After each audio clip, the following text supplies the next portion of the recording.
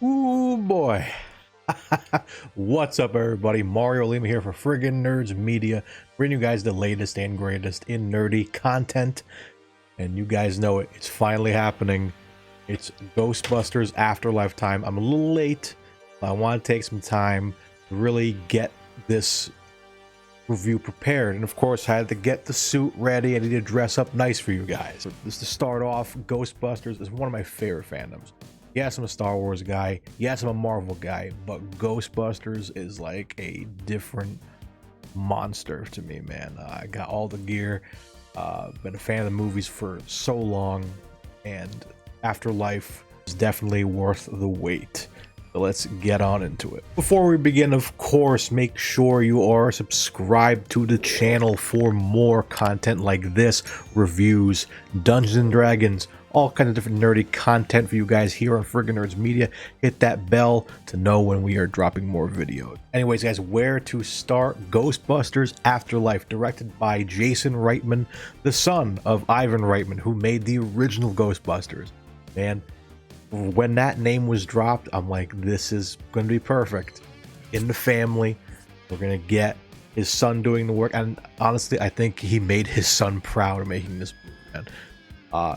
Box office gross of 118 million so far. I think it's still going to grow. We talked about it on the podcast a little bit. I think it's going to grow even more from there, but 118 million, that's nothing to sniff at. Released on November 19th, 2021, Ghostbusters Afterlife delivers everything you need.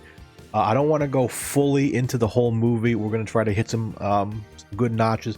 Things I liked, very few things I didn't like. There's not really much I didn't like about this movie, only that I wish it was longer. At a runtime of about 2 hours and 5 minutes, Afterlife delivers. It takes place several years after Ghostbusters 1. I'm assuming Ghostbusters 2 is definitely in canon still.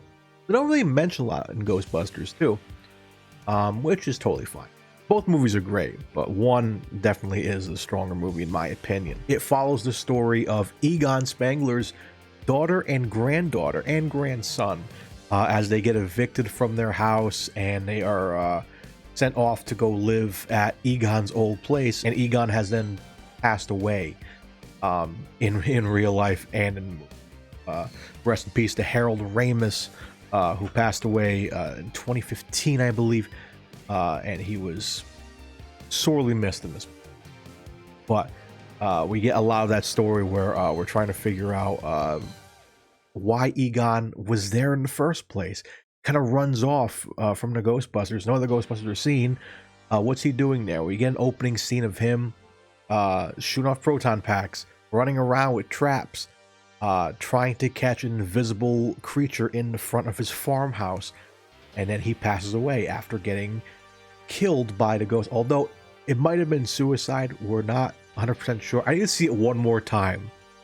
I think he might have killed himself to kind of sacrifice himself so he wouldn't be caught by the whole Gozer thing, because Gozer's in this again, which I thought was a good touch. So then we're kind of, the kids kind of enter.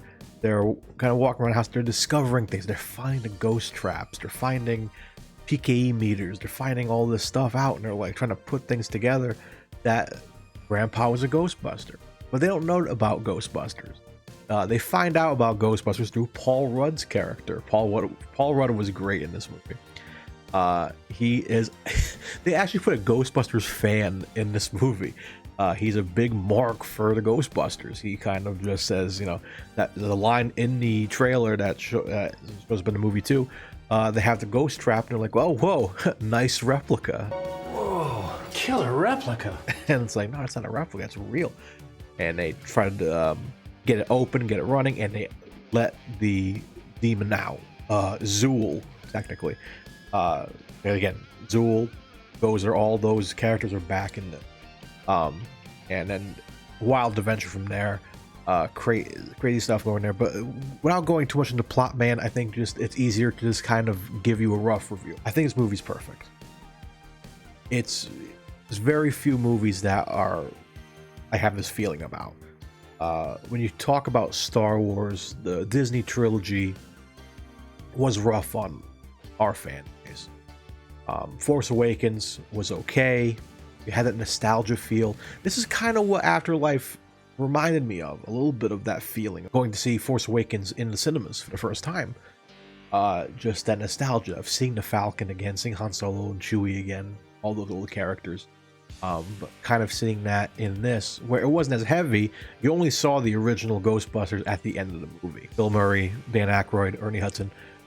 You see them towards the end, and just the right amount of Ghostbusters action, because you kind of want to focus on the kids, because it did kind of leave open a bit of a possibility to bring back the Ghostbusters, but not the original Ghostbusters. You don't need to bring them out again.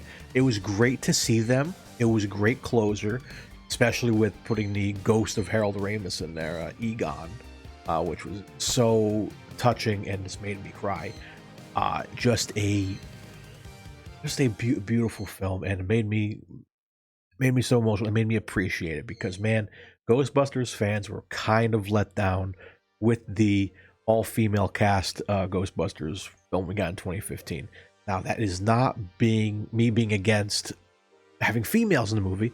It's just the film didn't feel like a Ghostbusters. They kind of rebooted it. It didn't really make any sense to have that movie be made. We had original Ghostbusters actors in there, but they weren't playing Ghostbusters, so it kind of would have made more sense to pass the torch in that case. So that's my argument against that movie. It's funny. It has its funny moments, but it's not a Ghostbusters. Afterlife is a Ghostbusters movie. It's in the Reitman family. Daddy is proud, I'm sure. Fantastic. You have all those old toys there, a lot of nostalgia, a lot of little Easter eggs for everybody. And one thing I really think going into this movie, coming out of it, the first time seeing it, there was like a little kid with his parents next to us, and like he must have been 5 years old, 6 years old, and his eyes just lighting up, and he's just like leaning in to the screen, and he looked so excited to see this movie, and it made me think this could be a first Ghostbusters movie. I could see myself possibly showing my kid this movie as their first Ghostbusters movie. That's not saying,